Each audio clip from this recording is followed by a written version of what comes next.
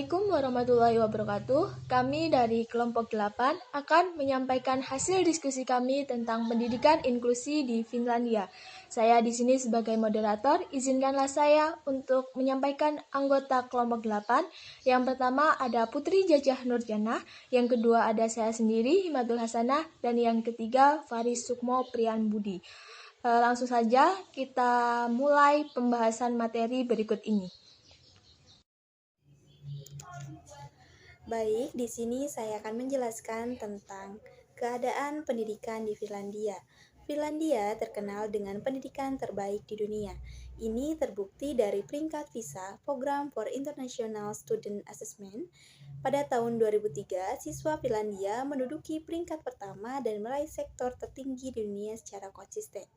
Tes yang diadakan oleh VISA menguji siswa yang berusia 15 tahunan di sekitar 40 negara industri seluruh dunia. Pengukuran tes dalam VISA yaitu keaksaraan dalam membaca, matematika, dan ilmu pengetahuan. Selanjutnya yaitu tujuan pendidikan di Finlandia. Tujuan utama sistem pendidikan Finlandia adalah mewujudkan high level education for all.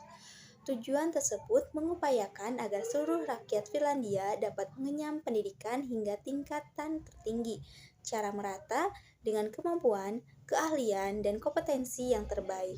Finlandia membangun sistem pendidikan dengan karakteristik yang dilaksanakan secara konsisten, yakni free education, free school meals, dan special need education yang berpegang teguh pada prinsip inklusivitas. Dan yang selanjutnya yaitu kurikulum pendidikan di Finlandia. Prinsip kurikulum pendidikan di Finlandia adalah less is more. Sekolah berfungsi sebagai tempat belajar dan eksplorasi potensi di mana sekolah menjadi lingkungan yang rileks dan tidak terlalu mengikat siswanya dengan jam belajar dan kapasitas tugas yang tidak terlalu membebani siswa. Di samping itu, tidak ada sistem peringkat untuk prestasi akademik dan ujian standarisasi dari tingkat sekolah dasar sampai dengan menengah pertama. Para siswa juga baru diuji dengan ujian standarisasi pada sekolah menengah tingkat akhir. Ujian ini pun bersifat optimal, hanya bagi mereka yang ingin melanjutkan ke jenjang perguruan tinggi. Bagi yang tidak mengikuti ujian, tetap bisa melanjutkan ke institusi pendidikan yang berorientasi ke praktek dunia kerja. Dan yang selanjutnya yaitu sistem pendidikan di Finlandia. Sistem pendidikan di Finlandia sangat menitik beratkan kepada bimbingan bagi siswa yang mengalami kesulitan belajar. Finlandia optimis bahwa hasil terbaik hanya dapat dicapai bila kita lebih memperhatikan siswa yang kurang daripada terlalu menekankan target kepada siswa yang unggul. Dengan begitu, tidak ada anak-anak yang merasa tertinggal. Finlandia terbukti mampu mencetak anak-anak berprestasi di bidang akademik tanpa harus mengikuti standarisasi akademik konvensional yang kaku. Selanjutnya, proses pendidikan di Finlandia. Yang pertama, anak baru boleh bersekolah setelah berusia 7 tahun. Yang kedua, cara belajar di sana yaitu 45 menit belajar dan 15 menit istirahat. Yang ketiga, semua guru di Finlandia dibiayai pemerintah untuk meraih gelar master. Gaji mereka juga termasuk dalam jajaran pendapatan paling tinggi di Finlandia. Yang keempat, guru dianggap paling tahu bagaimana cara mengevaluasi siswa, karena itu ujian nasional tidaklah perlu. Selanjutnya, siswa SD sampai SMP di Finlandia hanya bersekolah 4-5 jam per hari. Dan untuk siswa SMP dan SMA, sistem pendidikan mereka sudah seperti di bangku kuliah. Dan yang terakhir, tidak ada sistem ranking di sekolah. Finlandia percaya bahwa semua murid itu mendapat peringkat 1 atau peringkat terbaik bagi diri mereka sendiri. Keunggulan pendidikan di Finlandia. Yang pertama, di Finlandia, profesi guru dipandang sangat populer bukan karena gajinya yang tinggi, melainkan karena status sosial yang terhormat di masyarakat.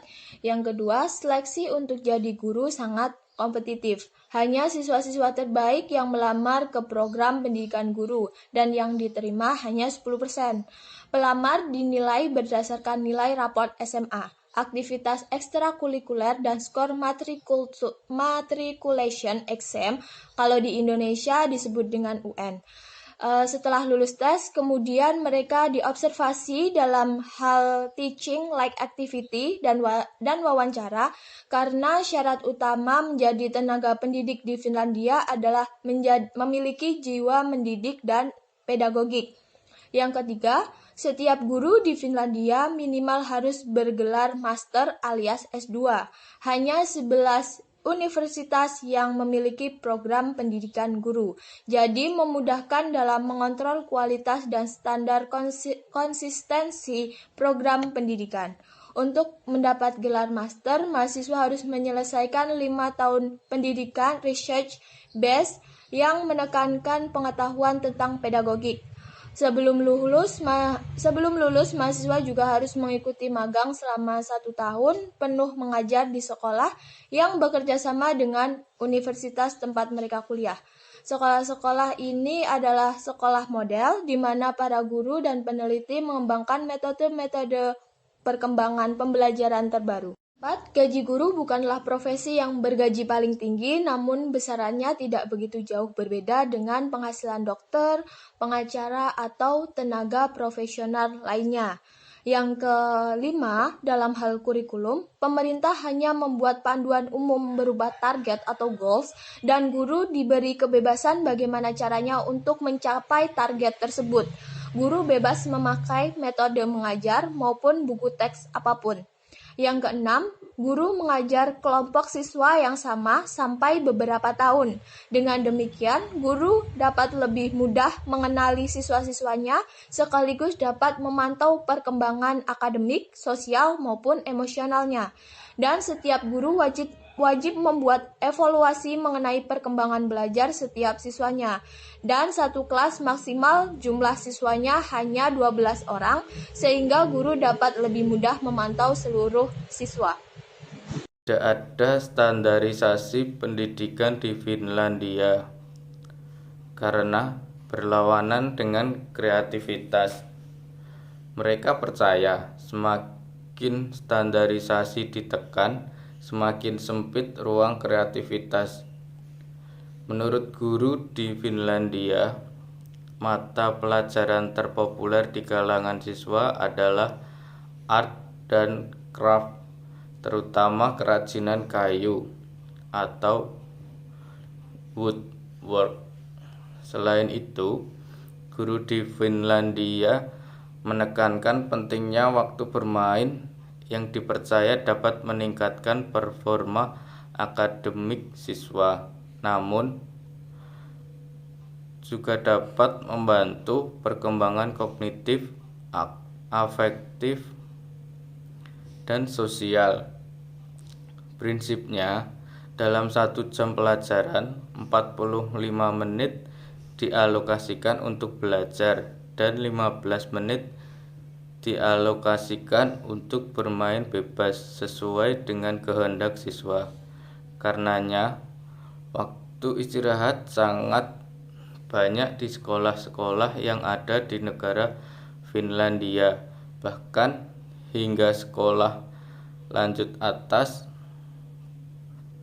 Guru mengurangi waktu mengajar dengan metode ceramah dengan presentase 40% guru dan 60% siswa.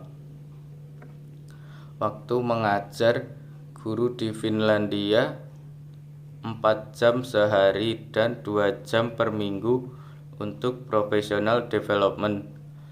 Hasil PISA menunjukkan waktu mengajar guru di Finlandia lebih rendah daripada guru-guru di negara lain pada umumnya. Wajib belajar 9 tahun. Tidak melakukan pemisahan pendidikan dasar dan lanjutan sehingga tidak perlu ganti sekolah di usia 13 tahun.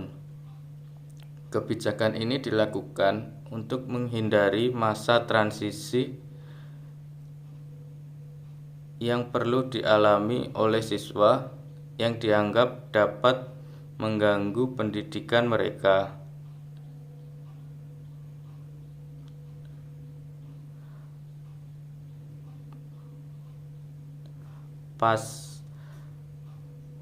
Salberg berkata bahwa selama 6 tahun pertama, anak-anak Finlandia tidak dituntut untuk pintar secara akademik, melainkan menguasai pelajaran atau menjadi pintar dalam satu bidang.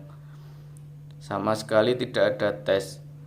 Masa itu adalah masa-masa yang paling penting bagi mereka belajar apapun dan menentukan sendiri apa yang ingin mereka lakukan.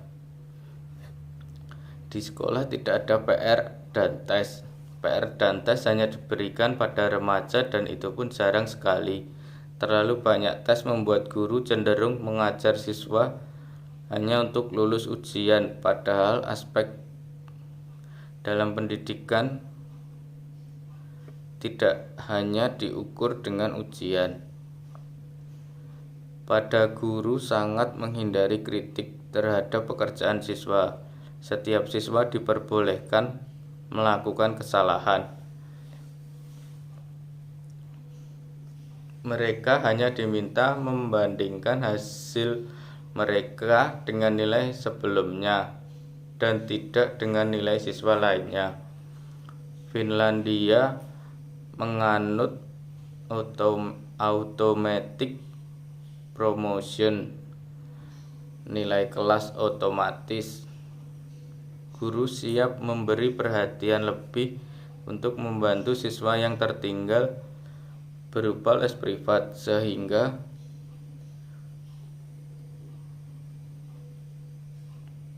semua naik kelas. Di sekolah Finlandia tidak ada rapot maupun ranking karena dipandang hanya membuat guru berfokus pada murid-murid yang terbaik saja, bukan seluruh murid. Setiap siswa diharapkan agar bangga terhadap dirinya masing-masing. Di negara Finlandia tidak ada pengkotak-kotakan siswa dalam kelas yang berbeda. Yang dimaksud adalah kelas inti, kelas reguler, kelas berbahasa Indonesia, kelas bilingual, dan lain-lain. Juga tidak ada pengkastaan sekolah. Maksudnya sekolah berstandar nasional, sekolah nasional plus, sekolah berstandar internasional.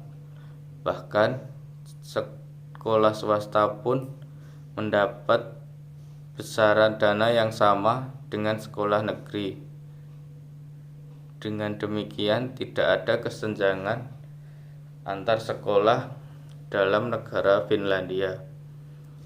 Di Finlandia tidak ada standarisasi tes karena kemampuan setiap siswa tidak sama.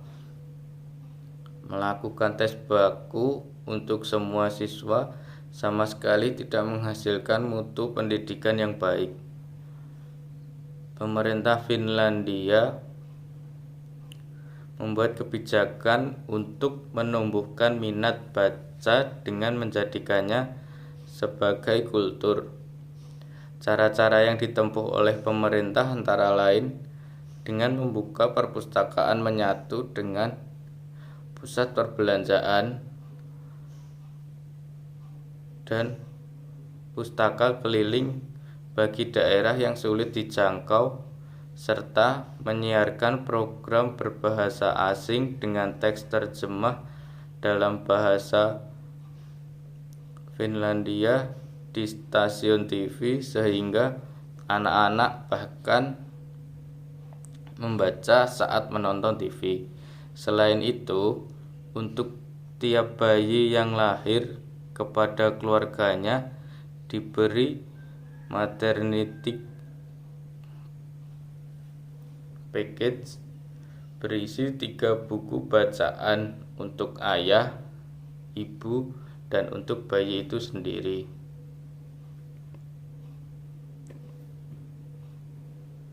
Pendidikan di Finlandia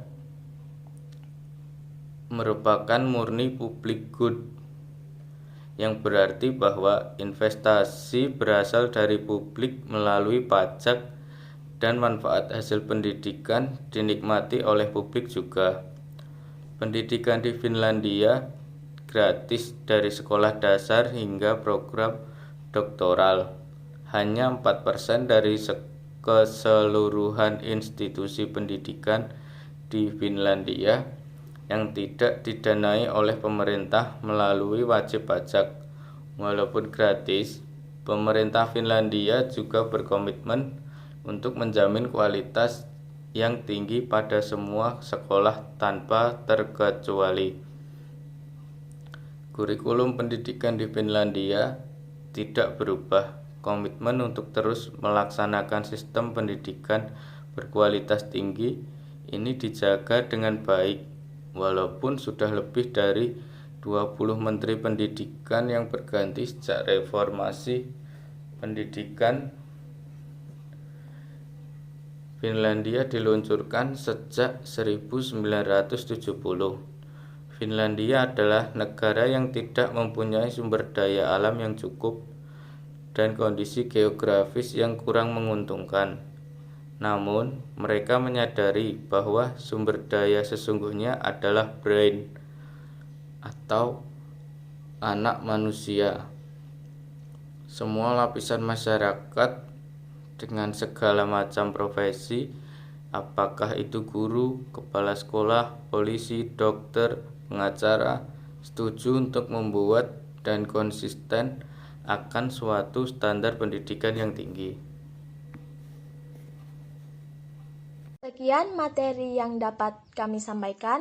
Apabila ada kekurangan dan kesalahan, kami mohon maaf. Semoga apa yang kami sampaikan bisa bermanfaat dan menambah ilmu bagi kita semua. Saya akhiri. Wabillahi taufiq wal hidayah. Wassalamualaikum warahmatullahi wabarakatuh.